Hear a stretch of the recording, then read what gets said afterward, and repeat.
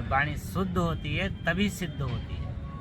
सिद्ध होने का मतलब होता है कि जैसे हमने आपसे या किसी से कुछ कहा, आशीर्वाद दिया कि आपके परिवार में सुमति हो, लड़ाई झगड़ा ना हो, आप सब सहमति से रहें, या आपके बने कार्य अच्छे हों, या कोई भी आप आपदा में है, कष्ट में है, वो आपका कष्ट दूर हो। इस प्रकार से कहने से, वचन से वो उसका कष्ट दूर होता है, तभी वो वाणी सिद्ध मानी जाती है।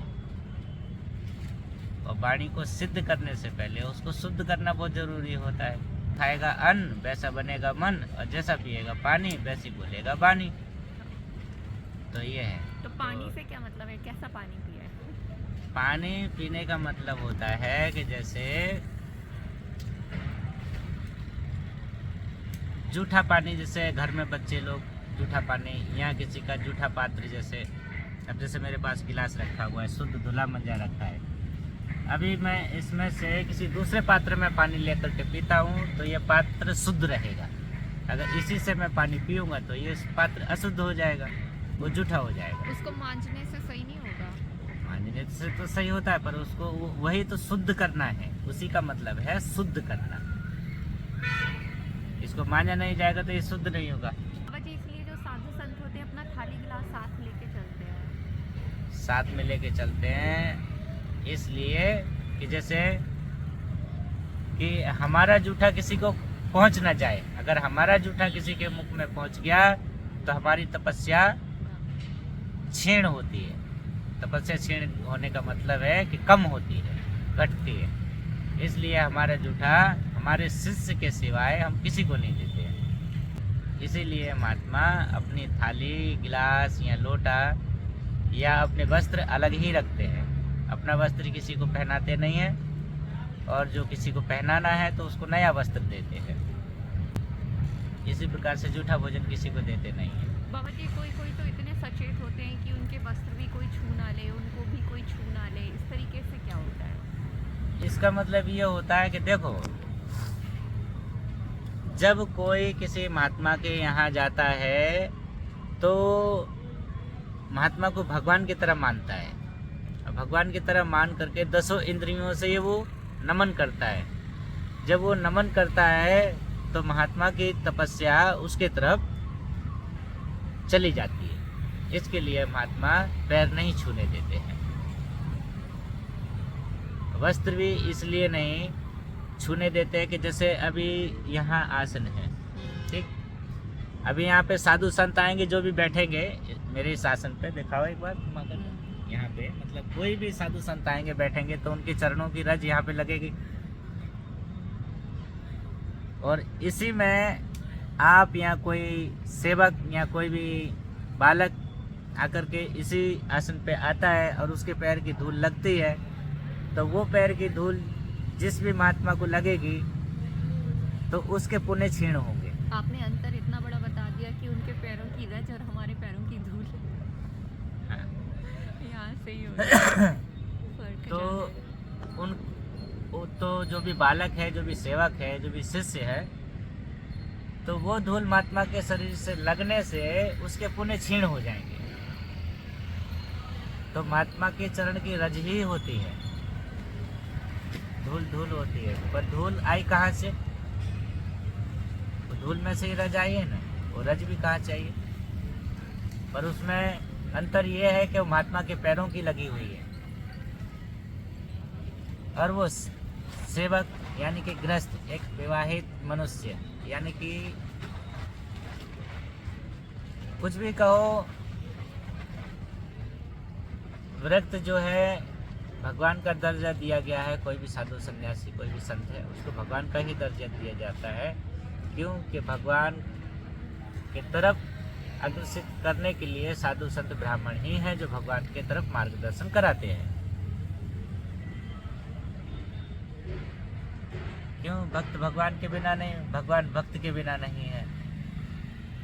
भक्त है तो भगवान है, भगवान है तो भक्त है। तो एक दूसरे के लिए है, भगवान भक्तों के लिए है, भक्त भगवान के लिए है, और संत मानव कल्याण के लिए है। तो संतों से स्वच्छता की परिभाषा भी सीखनी चाहिए कि अपने शरीर को कैसे स्वस्थ रखना है, अपने आहार को कैसे स्वस्थ रखना है, ये भी सीखने वाली बातें होती हैं। तो ज़रूरी है कि संत ही पालन करें, गृहस्थ को भी इन चीज़ों का पालन करना चाहिए। अब सही बताओ तो वो समय था एक कि जिस समय गृहस्थ 4 बजे भोर में उठ करके और अपने कार्य को निवृत्त करके और वो स्नान कर लिया करते थे और भगवान का कुछ स्मरण चिंतन कर लिया करते थे। आज का गृहस्थ तो ऐसा है कि चिंतन के नाम से ही डरता है, क्योंकि आज के मनुष्य को पैसा प्रिय है, परमात्मा नहीं, पैसा प्रिय है। हर मनुष्य को एक जिज्ञासा रहती है कि मैं पैसा वाला हो जाऊं, मैं सुखी हो जाऊं। वो सुखी होगा कहाँ से?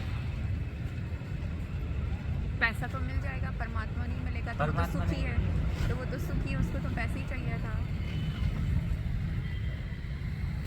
सबसे बड़ा सुख है निरोगी काया। अगर काया निरोग है तो सुख है।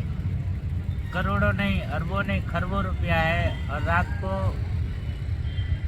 200 ग्राम वो लिक्विड क्या नाम है पी करके वो दवाइयाँ खा करके रात को सोना पड़े, वो नींद की दवाइयाँ, हाँ वो तो दवाइयाँ खा करके सोना पड़ता है और सुबह उठते के साथ में शरीर दर्द कर देना शुरू करता है, फिर नाश्ता के बाद में फिर दवाइयाँ खाना होता है। तो वो पैसा किस काम का है? मनुष्य पैसा कमाता है पाप कर्म करके। अगर पाप कर्म नहीं करेगा तो पैसा नहीं कमा सकता है। तो जो पाप कर्म करता है वही सब पाप दंड उसको बीमारी के रूप में भोगना पड़ता है। इसके लिए ब्राह्मण, गौ, साधु, संत, कन्या इनको दान किया जाता है। वस्त्र दान है, लक्ष्मी दान है, अन्न दान है, श्रम दान है, कुछ भी। दान की बात चल रही थी कि किस वस्तु के दान से क्या होता है।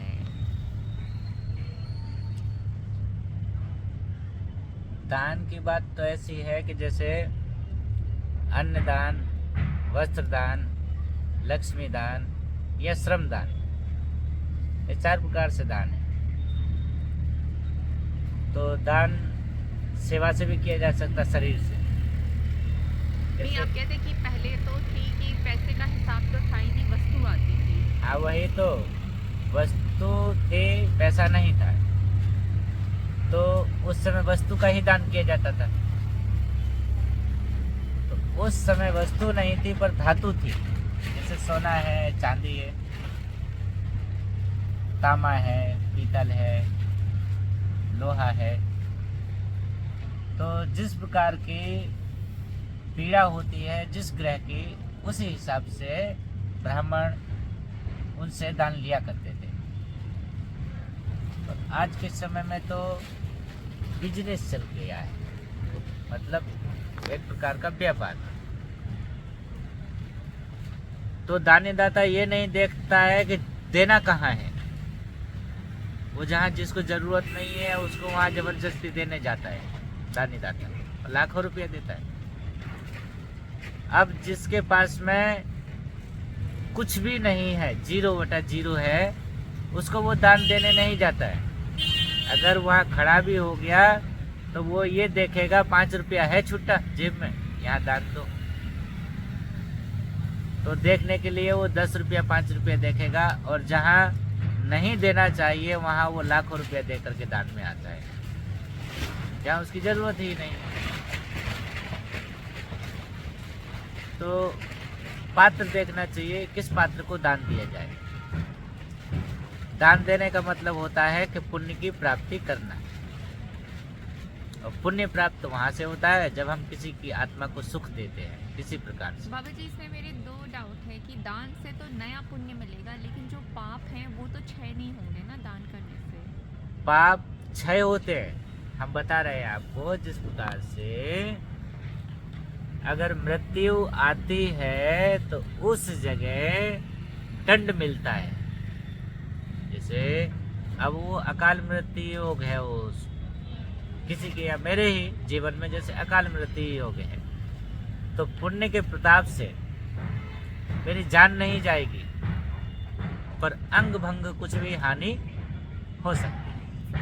सहारा मिल जाएगा। हाथ कट सकता है, टूट सकता है, सिर फूट सकता है, आँख फूट सकती है, यानी कि किसी प्रकार से वो कष्ट हो सकता है, पर वो जान नहीं जाएगी। पुण्य के प्रताप से मृत्यु के मुख में से भी वापस आया जाता है, पुण्य का ही प्रताप है। बाबा जी, मैंने तो देखा है कि कुछ विकलांग बच्चे होते हैं, मतलब वो जो नहीं होते, मेंटली थोड़ा स्लो होते हैं, वो ऐसी जगह पैदा होते हैं कि जो उनके माँ बाप है ना, वो उनको पलकों में बिठा के रखते हैं, मतलब। तो ये भी है कि उनका कुछ पाप था जिस वजह से ऐसा हुआ, लेकिन जो पुण्य था उसकी वजह से ऐसे माता पिता मिले कि मतलब वो नॉर्मल बच्चों से भी ज़्यादा इतना ख्याल रखते हैं उनका। वो एक दूसरे का ऋणी है, ऋणी मतलब कर्जदार। वो ऋण कोई भी नहीं है इस संसार में, ऋण तो देना ही पड़ता है, चुकाना ही पड़ता है, चाहे वो साधु संत हो, चाहे गृहस्थ हो, वो चाहे ब्राह्मण हो, वो चाहे कोई भी हो। भगवान भी ऋणी रहे हैं ना। भगवान जब ऋणी है ना, तभी इस पृथ्वी में अवतार लेते हैं बार बार। वो ऋणी है मनुष्यों की तपस्या के, मनुष्यों की सेवा के, इन मनुष्यों के प्रेम के, सब प्रकार से भगवान मनुष्यों के ऋणी है। इसलिए भगवान को बार बार इस पृथ्वी पे अवतार लेना होता है। बहुत अच्छी बात बोली आपने। हम भी ऋणी ही हैं, तो महात्मा जीवन मिला है हमको, बचपन से भक्ति कर रहे हैं, आप गुरु किसके महाराज ऋणी के पास हैं? रह रहे हैं। आप किसके ऋणी हुए? हम मनुष्य के ही ऋणी हैं, मानव समाज के ऋणी हैं। कि समाज ने आपको इतना आश्रम दिया, साधना का स्थल दिया, इस तरीके से सब प्रकार से वातावरण दिया। कि वृक्ष कबो नहीं फल बके, नदी न संचे नीर, परमारथ के कारण साधु न धरा शरीर। तो परमारथ कारण ही हमें ये शरीर सन्यासी का मिलता है, क्योंकि हमारा जीवन ही परमार्थी है। हम चाहते हैं जहाँ भी रहते हैं वहाँ यही चाहते हैं, सर्वे भवन्तु सुखिनः, यानी कि सबको सुख की प्राप्ति हो, सबका दुख दूर हो। हम दूसरे का दुख भी भगवान से मांगते हैं कि अगर किसी को दुख है तो हमारी तपस्या में से उसको हमारी तपस्या का पुण्य दे करके उसका दुख हमें दे दे। हम बहुत भोग बड़ी लेंगे। बात है बाबा।